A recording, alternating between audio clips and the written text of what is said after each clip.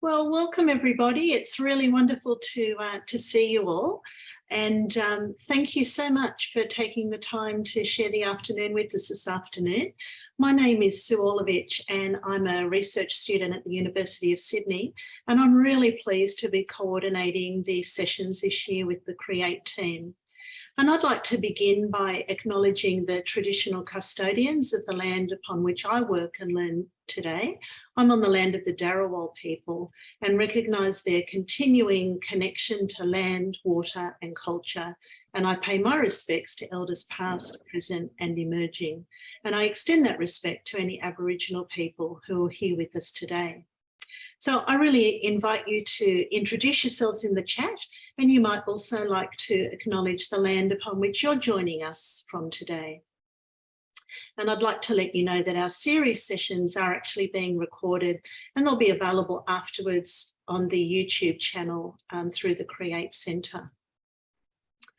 So I'd like to introduce Professor Michael Anderson and Professor Emerita Robyn Ewing, who are not only the co-founders of Create, but they're also going to be our presenters for our first session this afternoon. And I'd also like to acknowledge that we have here with us this afternoon Dr. Anna Camerali, who's the director of the Create Centre and does much of that behind the scenes work to make series like these happen. So Michael and Robyn are going to begin by giving us a little bit of information about the Create Centre. So over to you, Michael and Robyn. Thanks. Thanks so much, Sue, and thanks really everyone for joining us today on what's a really auspicious kind of and exciting opportunity to kind of really connect with higher research degree students. We really wanted to create something just for you, and this builds on the work that we started last year and many of you might have kind of caught. But this year we wanted to try and provide something for everybody that really spoke to the needs of students who are studying masters, honours or PhDs, and also those who are considering it. Sue tells me that a lot of people kind of contacted her to ask, you know, I'm not a student yet, but I'm interested in being a student. So a warm welcome to everyone. Robyn and I are going to kind of take it away in a second, but Robyn, did you want to just kind of add your welcome and explain what the Create Centre is and does, and then we can kind of get on with it. Thanks, Michael. Hello, everyone. Thank you so much for joining us today. You possibly already know about the Create Centre, which is nearly 3 years old, and Create stands for Creativity in Research, Engaging the Arts, Transforming Education, Health and Wellbeing. And the Create Centre is both about research, using the arts and creativity, but also about innovative and creative and arts-rich teaching and learning as well. Michael, you want to add to that? No, I thought that was pretty good, Robyn. But one of the things that we want to be doing is being really responsive to the kinds of issues and the kinds of needs of our membership. And if you want to become a member, please feel free to go to our website, and Sue might pop, or Anna might pop the membership details in the chat, so that you can become part of Create and get all the information. In addition to these online offerings, we're also offering webinars fairly regularly that will kind of potentially really speak to the kinds of things that you might be interested in. So please, you know, enjoy the full smorgasbord, which is the Create Centre. So anyway, that's probably enough of the ad, Robyn. Should we get on and talk about what everyone's probably wanting to hear about? Sure. Sue, did you want to explain how this is going to work? Absolutely. I might just mention a little bit about sort of how our group will operate. And I mean, essentially, we'll have fortnightly gatherings, and usually on a Thursday afternoon for roughly about an hour in time. And it's really an opportunity for us to gather together to support each other on our journey, but also to have some really wonderful presentations from a specialist in the area of arts-informed inquiry. And we'll follow the presentation. And of course, we have Michael and Robyn who are presenting for us today with some questions. But we're also really keen to offer you an opportunity to share some of your research and where you're at. And we've got an interesting and creative way to do this. It's through a process called a pechakucha, or I understand it's pronounced pachucha. And essentially it's a process where you have 20 slides and a narration of 20 seconds per slide. Now, I'm going to be the guinea pig to give one a go after the presentation today, so you can get a little bit of a feel for what it's like. But essentially, it's a way to share where you're at with your learning, your research journey in around about 7 minutes. So I'm going to pop a SurveyMonkey link in the chat. Feel free to complete it after the session so that you're not distracted from our presentation this afternoon. But it's an opportunity for you to give us some ideas of further focus in some of our sessions, but also the opportunity, if you'd like to present a pachucha at one of our sessions, I can make contact you via email afterwards. So very much looking forward to today's presentation, and I'd love to introduce Robyn and Michael. Some of you will know them well, but for those of you who don't, Robyn Ewing AM is Professor Emerita Teacher Education at the Arts at the University of Sydney, and she's also co-director at the Create Centre. And her teaching areas include primary curriculum, especially English, literature, drama and early literacy development.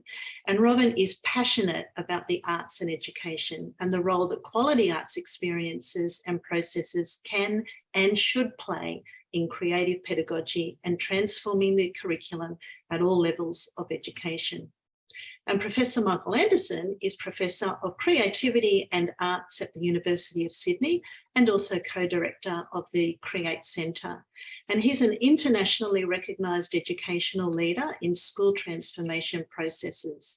And he has taught, researched and published in education and transformation for over 20 years. And his international research and practice focuses on how the 4 Cs can be integrated using coherent frameworks to support leaders as they work towards transformation in their context.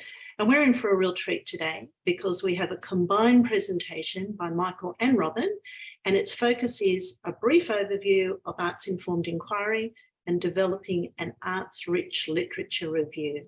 So if you have questions or curiosities that are raised as you're listening to the presentation, do feel free to pop them into the chat, and we'll have time for questions and answers after the presentation. So over to you, Michael and Robyn. Thanks so much, Sue. Michael and I have a PowerPoint presentation, and we're going to do a bit of a bib and bub. So please, if you do have questions or thoughts, we'd love to have the opportunity to talk more about arts-informed inquiry after we've just shared a little bit of what we've learned over the years. I'm going to share the screen now.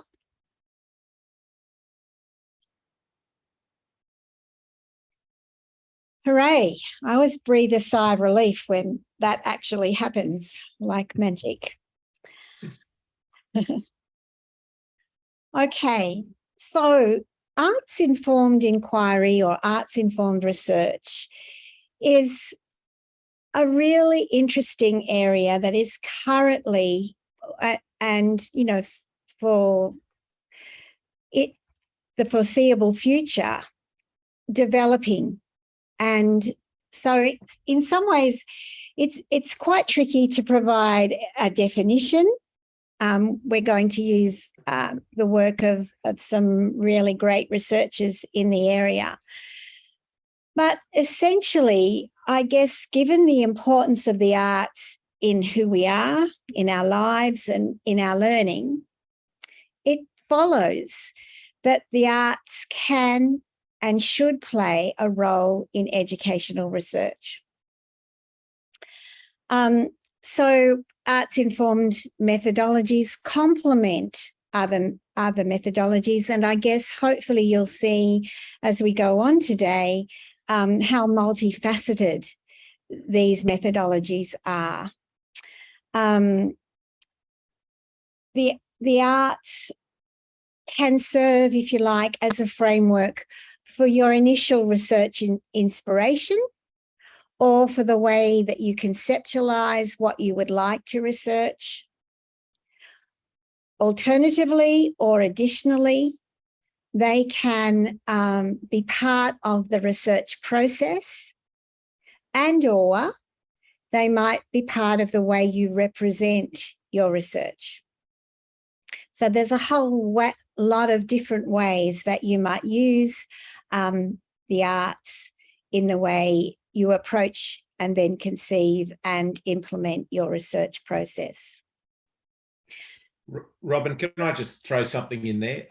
One of the things that I think is critical about arts-informed research, or arts-based research, or whatever we want to call it, and we'll talk about definitions in a moment, is that, and this occurred to me when I was doing my PhD years ago, or actually before my PhD, is that we're not bound by kind of what we might have thought of as traditional models of research. We're not bound by statistical analysis or positivism or any of those kinds of things that we may have thought research is about. And certainly when students come to me initially, and Robyn also, I would imagine, they often say to us, oh, we've got to do a survey about something, or we want to do something that's quantitative. And often it's because they believe that that's what research is.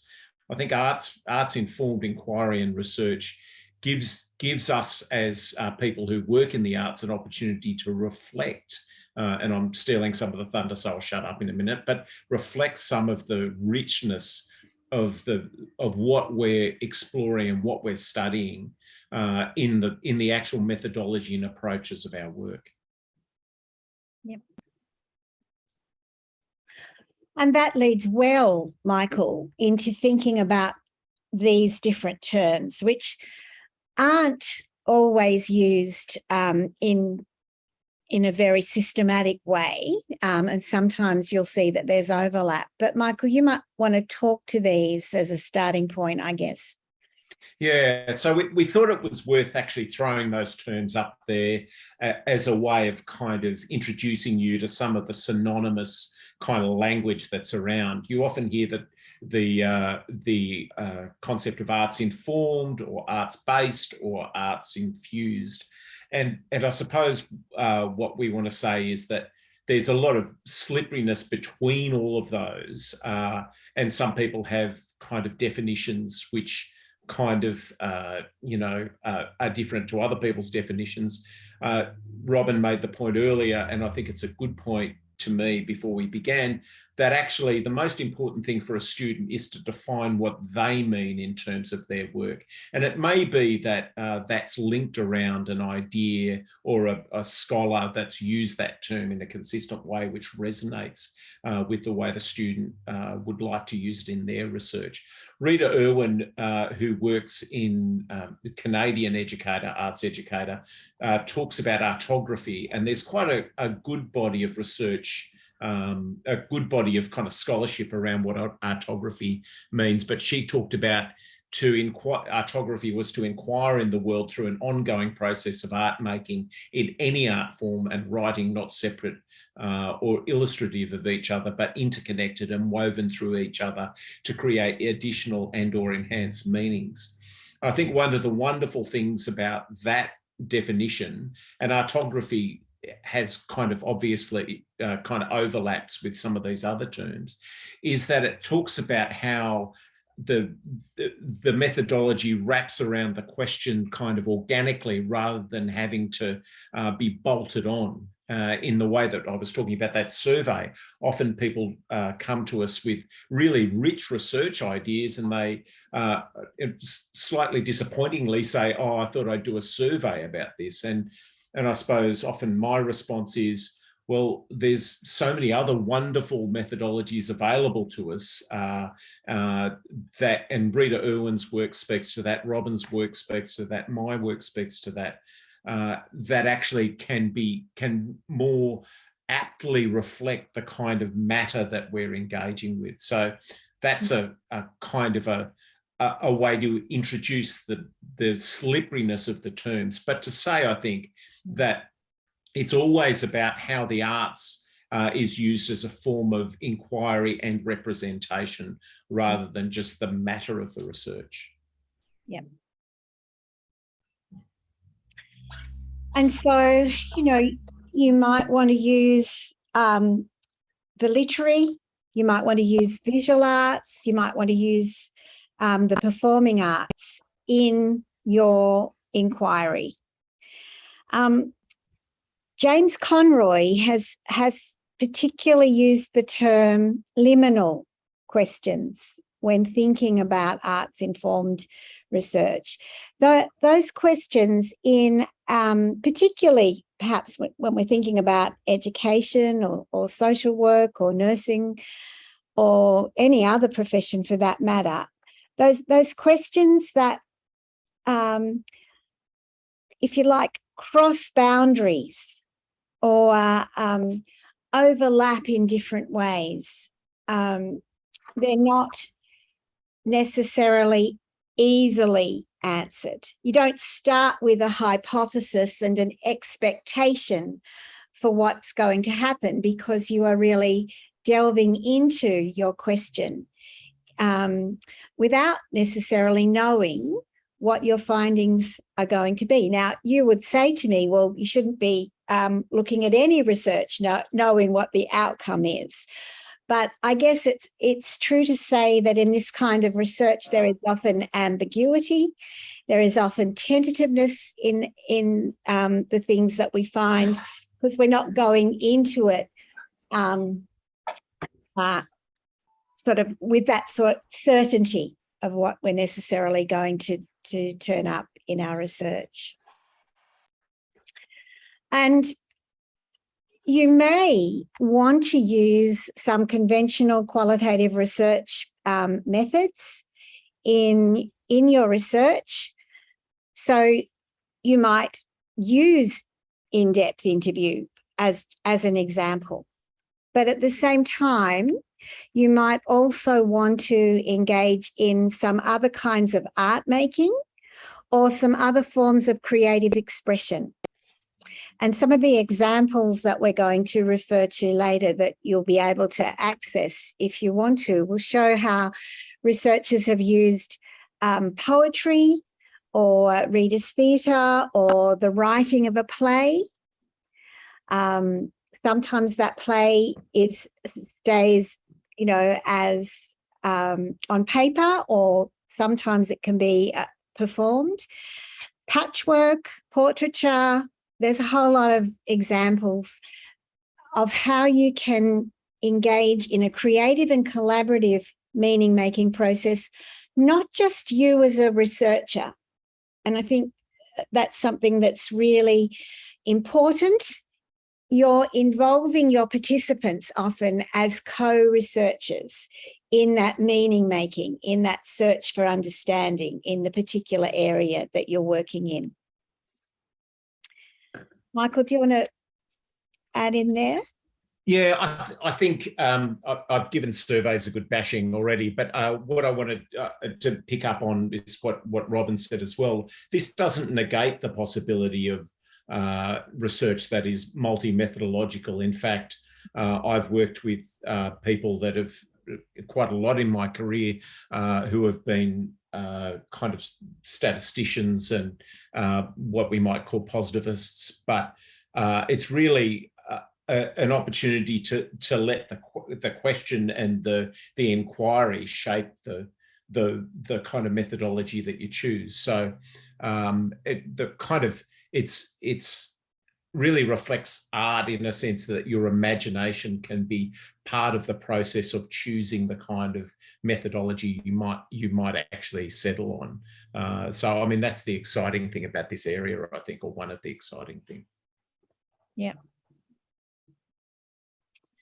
And I guess just to mention Gary Knowles and Ardra Cole here, who there's a reference later to their handbook around arts-informed research. For them, there are a whole lot of ways that the traditional research methodologies and the traditional language of the academy just didn't cut it for the things that they wanted to look at. For example, Ardra's research that looked at those people who were the carers of people with dementia. She wanted to look at and represent through an installation all of the, not all of them, but as many experiences as she could of those people who were the carers, people who often aren't talked about when we, for example, when we talk about dementia. And she collected writing, she collected artifacts, she collected recordings and photos, and her way of representing that research was through an amazing installation that eventually went right across Canada and had a profound effect on how people thought about dementia and those people who were caring for them. And so that's a really complex area. And as James Conroy says, it's representing individuals' experiences in a way that not just the academy, but the community much more broadly can understand. So that installation that as I said, went right across Canada was visited by lots of community members, lots of people who were carers, of course, lots of people who were interested in that area. So it doesn't sort of stay in a journal article or in a thesis itself that isn't necessarily read and understood by lots of people. I think I'm minded of Lyndon Wilkinson's work in this area, which was performance ethnography around certainly the Mile Creek Massacre was one of her research pieces.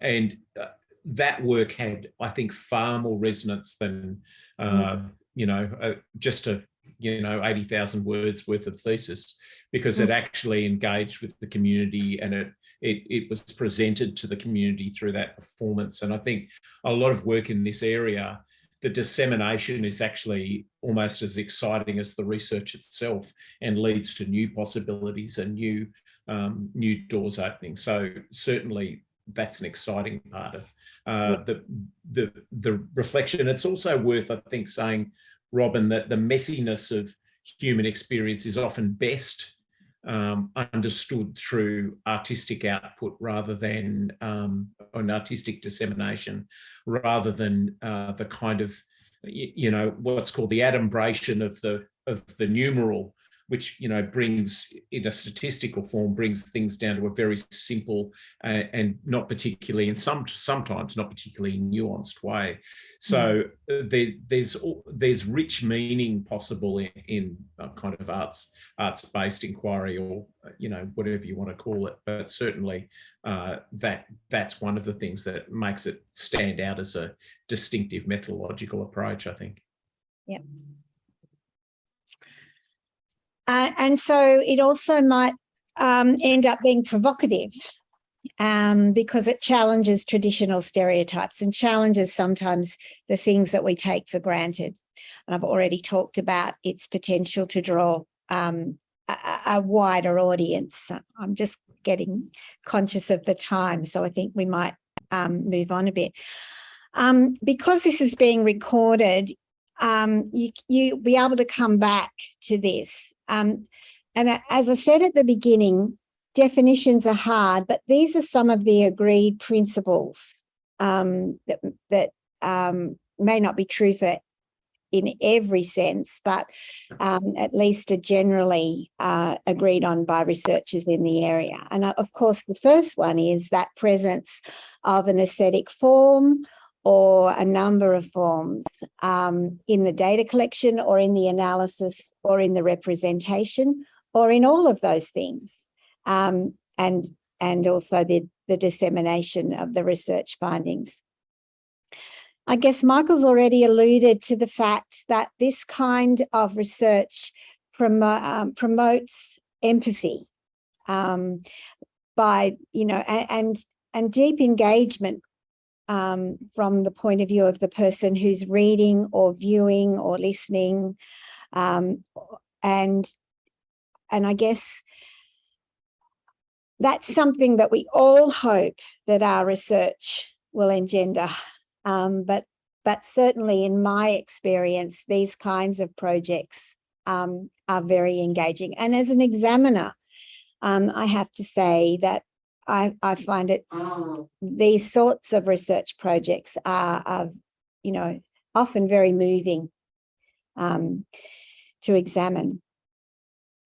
And I guess we're not trying to demean traditional forms of research in any way. That depends very much on what you're actually researching and what your question is. But I guess for any research, there needs to be integrity between the actual topic and the issue and the methodological form that the research takes. In arts-informed inquiry, it's accepted that there'll be expressive and contextualized language as appropriate. And just finding, and that there's a relationship between that topic and its form. I've already talked about the openness and ambiguity of the findings. Often, arts-informed inquiry raises more questions than it answers. It does give you the opportunity to explore multiple layers, multiple perspectives, and it is very much often that the researcher and the researcher's own experience and the researcher's own personal understandings are infused or embedded through the process. It's not unusual to write in the first person, etc. Michael, do you want to add to any of those sort of general principles? Yeah, I kind of want to riff a little bit off the personal signature. Often students say to us, oh, well, it's really important that we're objective in research. And I think objectivity isn't necessarily what we're after in a piece of research in this area. What we recognise is there's almost no possibility of standard objectivity. And there's an argument, of course, in lots of research fields about this.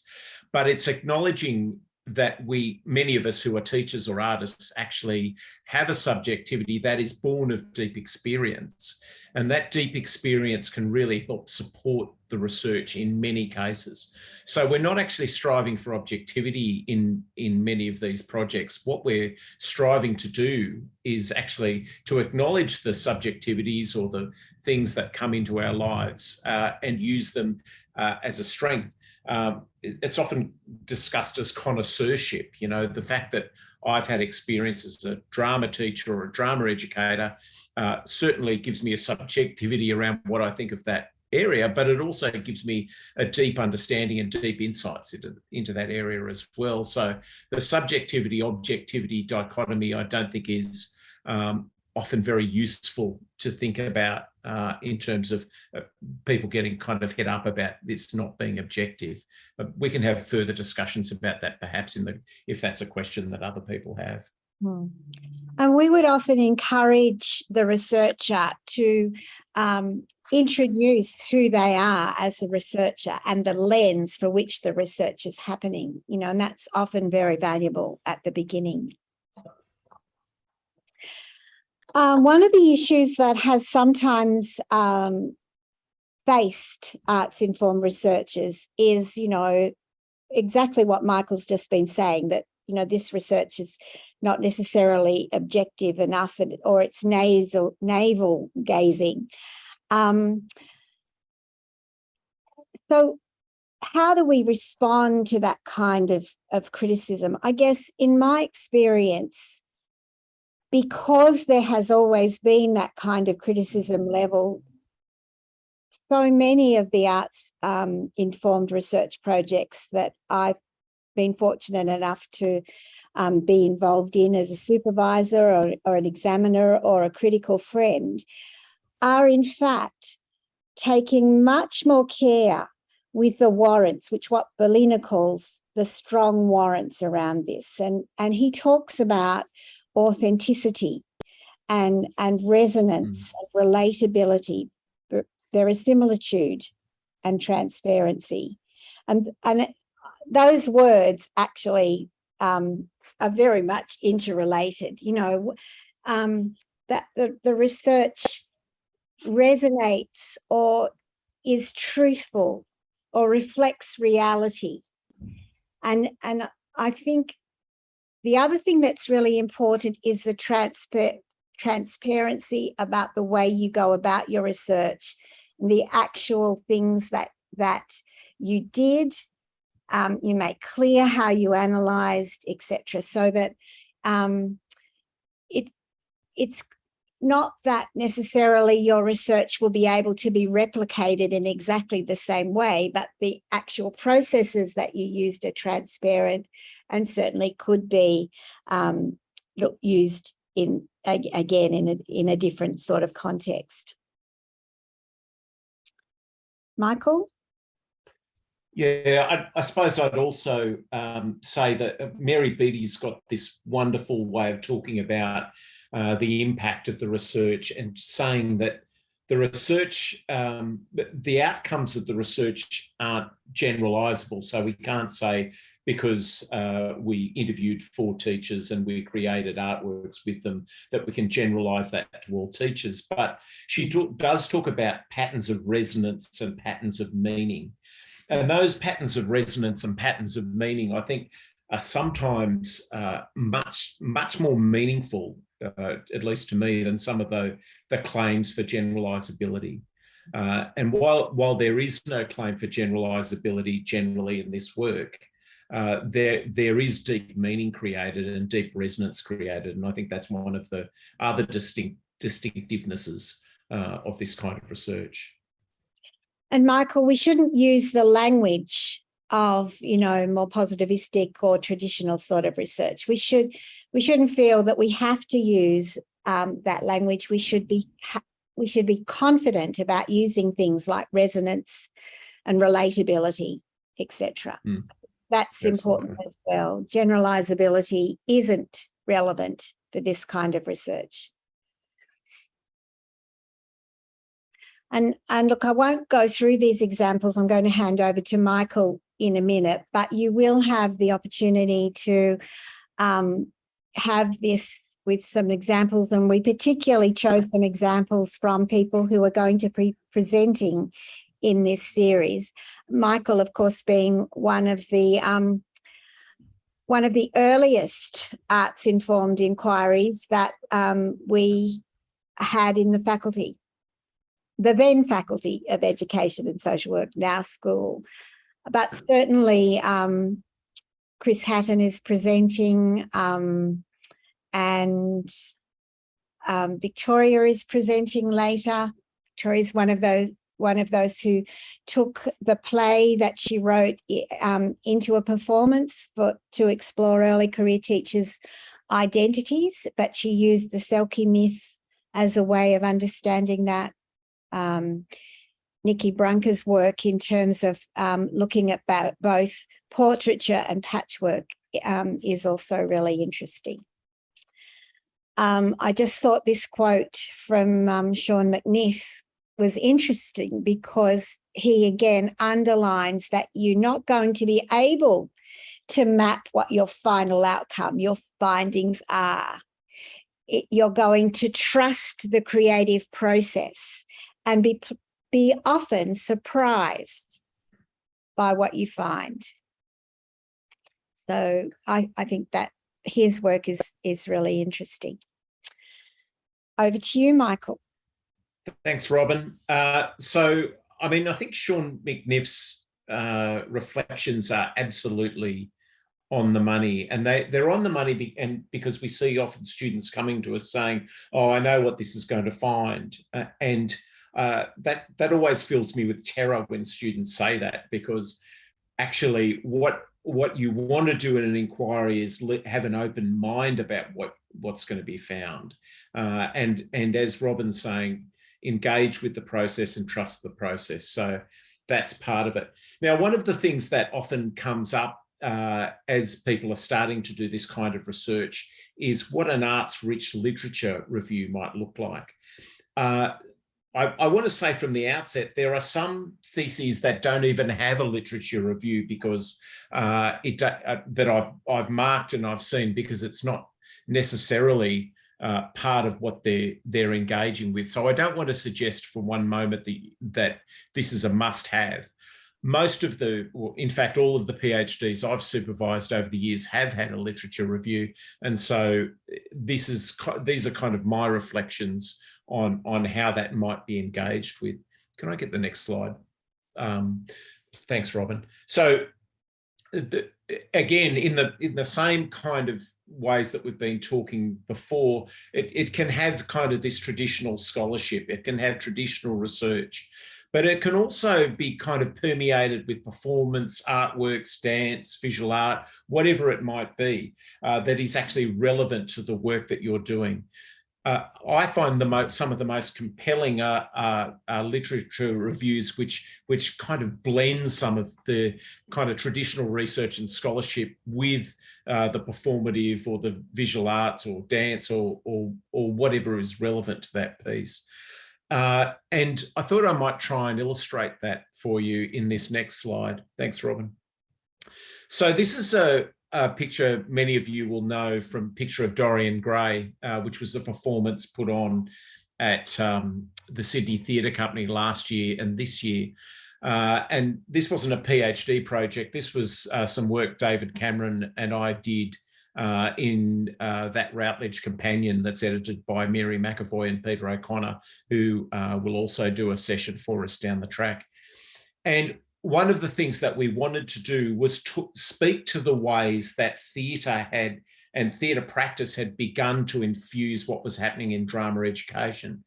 And one of the ways we thought that was possible was to reference this performance and speak to this performance.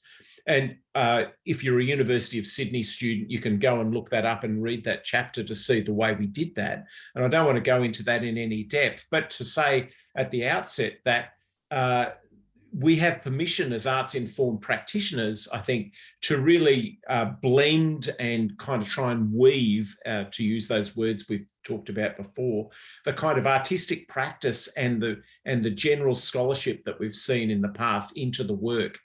And as that weaving happens in the kind of literature review, some of the most kind of compelling pieces of research take that weaving that starts in the literature review and brings it through to the research work. And I might maybe on the next slide be able to kind of illustrate that. So this is really a way of talking about any literature review as a series of concentric circles, and students who are doing PhDs with me at the moment would be rolling their eyes probably because they've seen this too many times. But your research question or your research inquiry sits at the centre. And the way you engage with the literature review is to kind of start on the outside of the topic. So if your topic is, let's use my example, the professional learning of drama teachers over a year, you might start on the very outside with drama teachers and professional learning, and then move by degrees into where your question is asking. So if right in those inner rings, you'd be looking at in those rings there, anything that's been written on the professional learning of drama teachers. And now, interestingly enough, there wasn't much around when I started, and now there's a fair bit. So it's really finding the point of relevance that is closest to your research, and to weave in what I was talking about with the Dorian Gray example, any piece of art or any piece of performance that makes sense in the context of your question can sit in that discussion. And the literature review often kind of reflects the 2 or 3 concentric circles outside your research question, which brings together the kinds of relevant literature which leads to your question that then leads to the research that you undertake. So yeah, that's just a kind of general précis of where we are with literature reviews. I think kind of just to kind of pull this together and kind of finish up, we're really looking at how we can reflect best the inquiry that we're doing, and in a way, what we're trying to do is draw from the most relevant research, the most relevant artworks and performances to really build up a compelling discussion, or as a precursor to the kind of research we're doing. And as arts-informed researchers, we should feel kind of empowered to choose from anything that makes sense in terms of the kind of research we're trying to do. Okay, thanks, Michael. And I know we're out of time, Sue. There are just some references there that you might find helpful.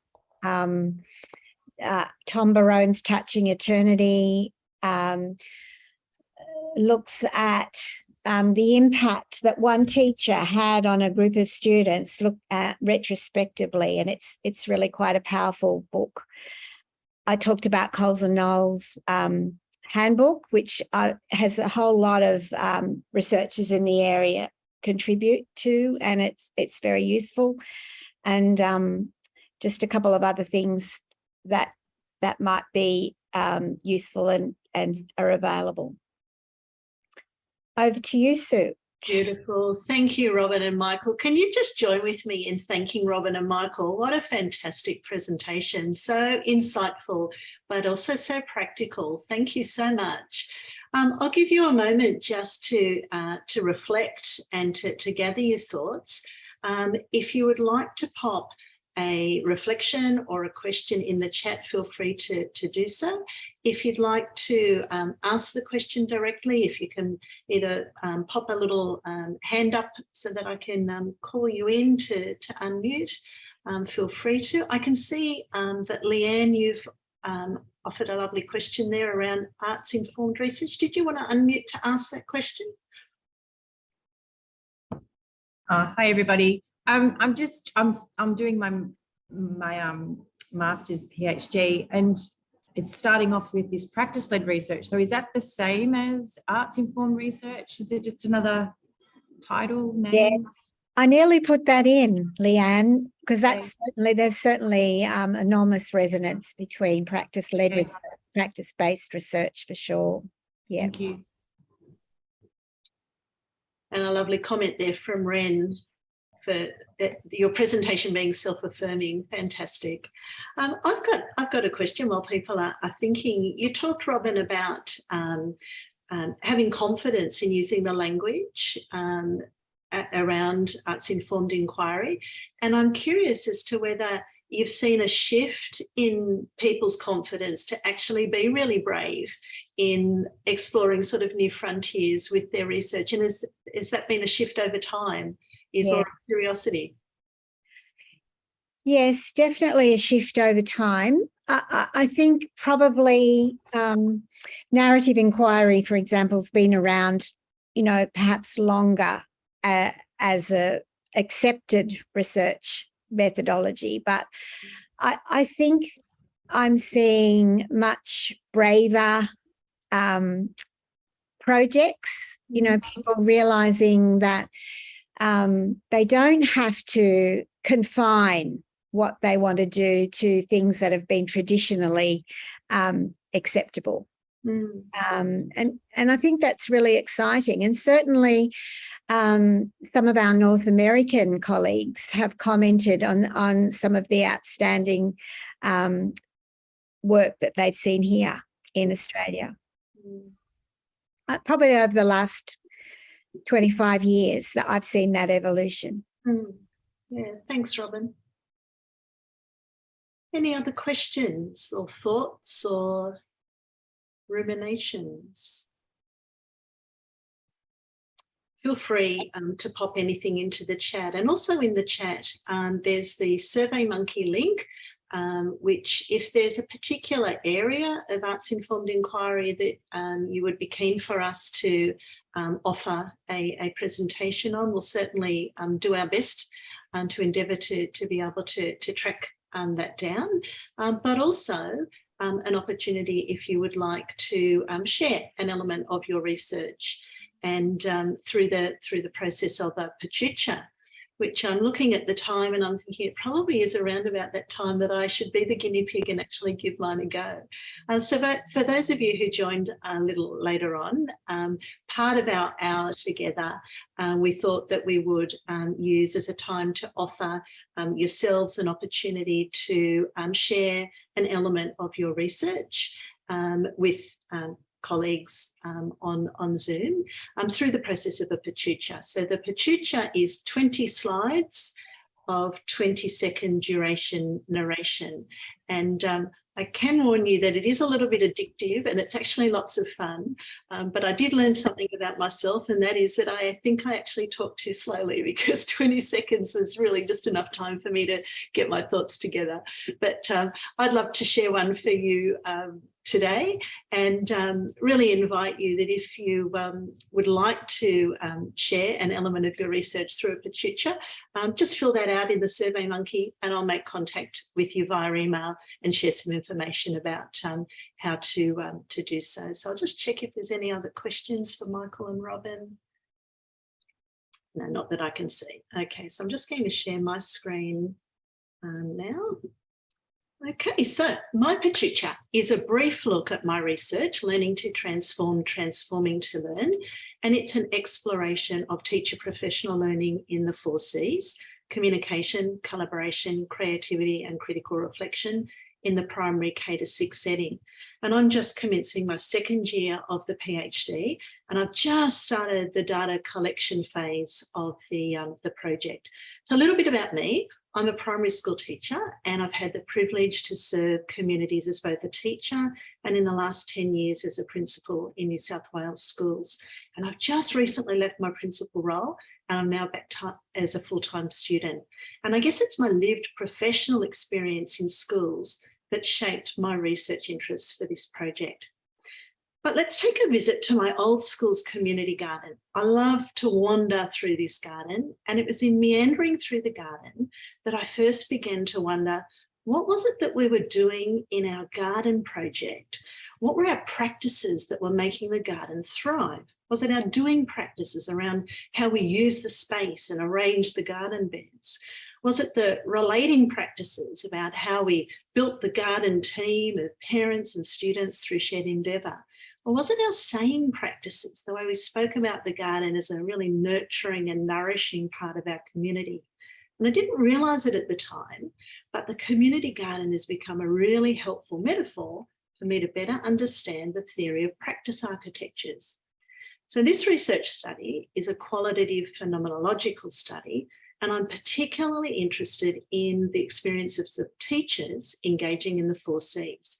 And the way in which I'm going to inquire and analyse their experiences is through the lens of the theory of practice architectures.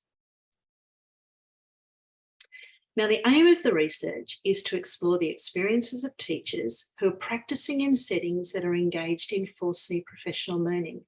And I'm going to do this by taking an ethnographic approach, by looking at both the site practices and the teacher practices through a practice architectures lens.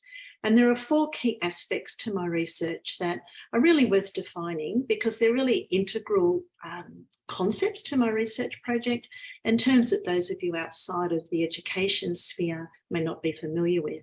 So these are the 4 Cs: teacher professional learning, the current education context, which is the 2020 curriculum review, and of course the theory of practice architectures, which is the lens through which I'll explore the 4C learning. So the 4 Cs is essentially a shorthand way of representing the concepts of communication, collaboration, creativity, and critical reflection. And they refer to the capabilities needed for deeper learning, for personal growth, effective participation in society. Sometimes they're called 21st century learning skills. What interests me most about teacher professional learning is that the literature really clearly identifies the features or the elements of effective professional learning. However, what I'm curious about is why teacher professional learning lands in some settings and results in transformed practice, and why in other settings it doesn't. So let's pop back to 2020 when my research project was just beginning to grow. The New South Wales Curriculum Review was being undertaken, and it was the first major curriculum review undertaken since 1989. And it was led by Professor Jeff Masters. So what's significant about the curriculum review in relation to my research? Well, part of it explored the task of teaching the capabilities and identified that the task of working out how to teach the general capabilities was actually really difficult for teachers, and importantly, identified that teachers required time and professional development to navigate this. And it was this recommendation that emerged from the review that really shaped the interest for my project. So the theory of practice architectures is a theory developed by Stephen Kemmis and Peter Grutenbauer, and the theory has not yet been used to research teacher professional learning in the 4 Cs.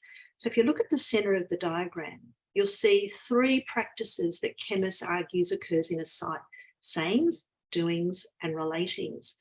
Now, these practices don't occur, of course, in a vacuum, but within particular systems. So if you draw your gaze out to the outward circles, you'll see the theory puts forward that we do things in the material economic world, the top right. We relate to things in the social political world, the bottom, middle, and we say things in the cultural discursive world. So how does this all play out in a school? Well, at the top right, you'll see that we use objects in space and time, which influences the way we do things, such as how we lay out spaces, how we provide access to resources, how we organise our time. And in the bottom middle, we use power and solidarity in society, which influences the way participants in the site relate to each other and how power is represented and distributed in these relationships. And at the top left, we use language in semantic space, which influences the way we communicate in the site. For example, who has voice? How are ideas communicated? What language do we use? And how may voice be enabled or constrained? And it's these spaces and systems within which we engage in practice that Kemmis and Grutenbauer call practice architectures. So my research aims to interrogate these architectures by asking, how are teachers engaging in 4C professional learning? How are they simultaneously enabled and constrained by them? How they may be influenced by them, how they're led by them, and how at the same time they might actually shape and influence them. And this is really significant because it offers new ways to consider 4C professional learning environments, and specifically to examine the role that practices and practice arrangements may play in enabling or constraining 4C professional learning. So the research questions reflect the dual purpose of the research project, which is to better understand the features of 4C professional learning practices, but also to develop insight into the practice arrangements that operate or are brought into that setting that enable or constrain such practice. So my methodology is drawing on interviews, observations, and focus group. But the strategies I'm using in these sessions draw on 4C processes, but also arts-informed methods. For example, the participants will create an artefact collaboratively that represents learning in their setting. And it's this artefact that actually will form the basis of our reflection. So let's jump back to that community garden that I introduced at the beginning. And just as our community garden transformed and grew through the practices that enabled the project to thrive, I'm hopeful that this research project will indeed reveal how practice architecture's lens can be utilised to deeply explore teacher professional learning in the 4 Cs. Okay, take a little breath there. And I'll just stop sharing my screen. Okay, now I did warn you that I was the guinea pig and that I actually can't think and speak that quickly normally. So that was, it felt like a little bit of a marathon, but I hope that gives you a little bit of a taste of Pachucha. And I can truly say it actually is really quite fun to play around with, and really I guess a reflection on just undertaking the Pachucha is it really, it encouraged me to be much more succinct and reflective about the message I was trying to portray. So that's a taste of what a Pachucha can look like. However, a Pachucha can be just an element of your research. For example, it may just explore an element of your methodology, or it may explore your research questions. It doesn't have to be your whole project, or it might be something that you're engaging with that's a challenge at the moment and you'd like to share that for us to workshop together. So thoughts or comments or feedback, absolutely encouraged and welcomed. So look, it's looking like we're getting very close to our 5:30 finishing time. So let's just reflect on our time together. Thank you, Red. And really keen for you to make any offerings through the SurveyMonkey, and we will absolutely do our best to reflect topics that are of interest and relevant to you. Again, if you'd like to offer a Pachucha at one of our sessions, absolutely feel free to do so. And know that this is a really safe space and a brave space for you to put together a small presentation, and a lovely opportunity to actually practice with your colleagues and fellow learners before you may need to present at other forums. So our next session is in 2 weeks' time, on Thursday the 16th of June at the same time at 4:30, and our guest presenter is Dr. Michael Finneran, and Michael is actually from the University of Limerick, but we're fortunate to have him in Australia at the moment, and he's going to be presenting a session on shaping an arts and creativity research project. So I'm quite sure that you'll find that a very interesting presentation as well. If you would like to present a Pachucha, do make contact and send your details through the SurveyMonkey, and I'll be in touch with you via email. So that draws our very final session to a close. If there's anything reflection-wise that you'd like to offer in the chat, and you're very welcome to. But otherwise, I really look forward to journeying with you as the year progresses, and really encourage you to join each fortnight as a place where we can get together and share our research journeys together. So thank you, everyone. And a big thank you to Michael and Robyn for their wonderful presentation today. Have a lovely rest of the week, everyone. See you in a couple of weeks' time.